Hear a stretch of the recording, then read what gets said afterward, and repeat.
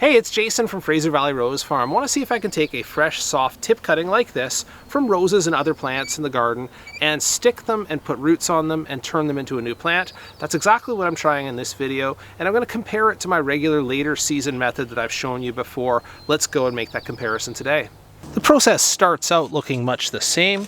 We start filling plug trays with a light, well-draining and just only slightly moistened potting soil, not too firm, just enough to support the cuttings once they go in. Then it's cuttings with a sharp blade right here near where the stem emerges from the old overwintered stem, and I'll get a couple of these here, and then it's on to dip those into rooting hormone as usual and put them into the soil.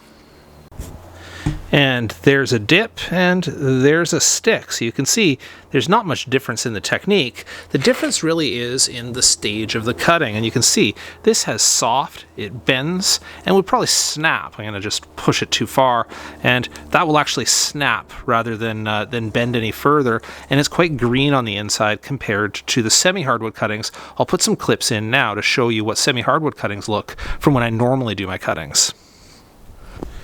Now, one of the differences between this style of cutting and the semi-hardwood that you do later is that at this stage, they have a lot more moisture inside the tissues of the cutting. They also have far less carbohydrates. So they're either going to succeed pretty quickly or they're going to fail pretty quickly. It also makes them a little bit vulnerable to desiccation. So I have to work quickly. I actually took these cuttings straight away, and I can already see a little bit of what looks like wilt to me just from the wind I have here on the back deck. So I'm doing a little cutting here to take off just the very softest of the tips. I'm reducing the leaves a little bit, and then I'm giving them a dip and a stick. There we go. Those are the results from one trip out, and I am going to fill the rest of this tray, but because I'm going to walk away, I'm going to go ahead and cover this anyway, just because leaving it uncovered for any length of time with softwood cuttings could desiccate the cuttings and have them droop and wilt. At this point in the video, I'd like to make an on-screen comparison between the softwood cuttings that I'm dealing with in this video and the semi-ripened cuttings that I might do later in the year and that I usually demonstrate with. So the softwood cuttings, as you'll see from the footage here and from what we've worked with so far, it bends very easily. It doesn't take much force to bend it right back on itself, and even not that much force to snap the stem. Once you snap that stem and look inside, you'll find that it is green, a bright green color. That means it's fresh new growth, and the level of moisture is high. The level of carbohydrates that are stored in that tissue is low. As a cutting, what that means is it's quite soft, and it can fail very, very quickly if you don't have the right conditions.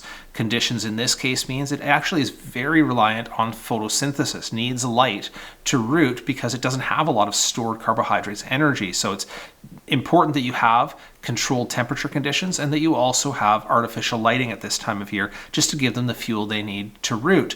They will succeed or fail quite quickly. Oftentimes you'll see results on softwood cuttings within a week or 2 weeks. Either they will wilt out and rot or they'll succeed and start to root or callus within a 1 or 2 week time frame, so they're quite quick. In comparison, the semi-hardwood cuttings that I'll also put on the screen right now are, by comparison, firmer. So you can see that by bending it, it takes a lot of force to bend it, and if you were to break it, it would take even a lot more force to do that. If you do look at the cut ends or the breakage on a stem of semi-hardwood cuttings, you're going to find that it is a white color or just a very pale green color. So it's much more firmed up, meaning it has more carbohydrates and less moisture. It is more resilient as a cutting, so it can take lower light levels or higher or lower temperature levels, so it doesn't need the same level of consistency that softwood cuttings do. That being said, it is a little bit slower, so usually I talk about having results on my semi-hardwood cuttings within about 3 weeks, 4 weeks. That's when I'm going to see callus or initial rooting, whereas with the softwood cuttings, it might be a little bit quicker. Now let's have a look at some initial results here on my softwood cuttings. It's only been 6 days, but I think I have something to show already. In the downstairs room of the house here, I want to show you my setup area. This is a basement room that is temperature controlled, so it doesn't get too hot during the day, no matter if I have the lights on or I get some natural light in here, and it doesn't get too cold at night. You can see through the sides of some of these trays here that I've got a bunch of different covered trays, just of the sort that I prepared for this video, and this is the first one that I did right here. This is the one that I did actually 6 days ago. So softwood cuttings tend to show their results fairly quickly. For instance, you can see that some of the leaves that weren't so happy with the transition period there are already, hang on, getting some focus, are already dropping off a little bit, crisping up around the edges. Although what I am seeing here is, in general, things are still pretty plump. They still have lots of moisture in them. So that's the point of having these humidity domes over, and you can see the condensation on the outside of it. Now, you'll remember that in my semi-hardwood cuttings later in the season, I would typically have had results, some callousing, within about 3 weeks. Here, I wonder if I'm already going to be showing anything here. And I'm just being so gentle here because I don't want to ruin it if it is starting to try to callus.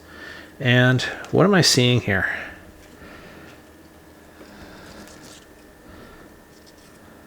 Okay, I'll get a close-up of that there.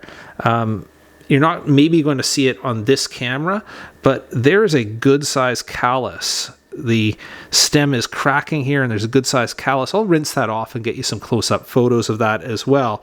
But yes, already within 6 days, I'm starting to see some heavy callus developing on the bottom of these cuttings, which is a really, really good sign. So they tend to, compared to semi-hardwood cuttings, either succeed much faster or fail much faster as well.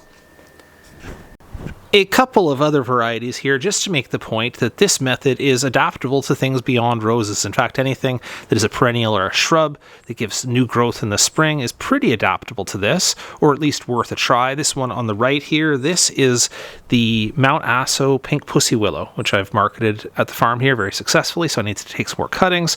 And having a look here, again, these are very, very soft tips. You can see how bendy they are, but willows tend to be very, very easy to root from cuttings, and I'm not even sure I would need a dip in hormone there, but same method, just stick it into the moist potting soil, and we'll get a bunch of these in here and then get it directly under that dome so I don't get them to wilt before I'm ready to go ahead with the rest of the experiment. This one here, you know, I can put in the bottom there and just pinch off the tip if I'd like, so that's what I've done, and then dip.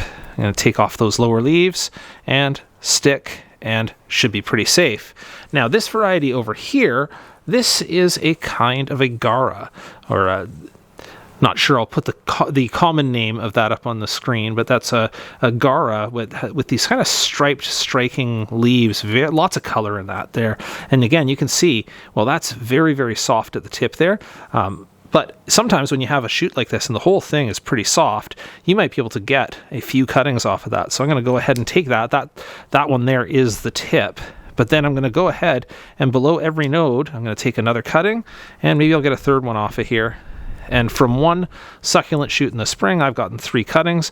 I will dip and stick that one, strip off leaves, dip and stick this one, and then strip off leaves, dip and stick this one.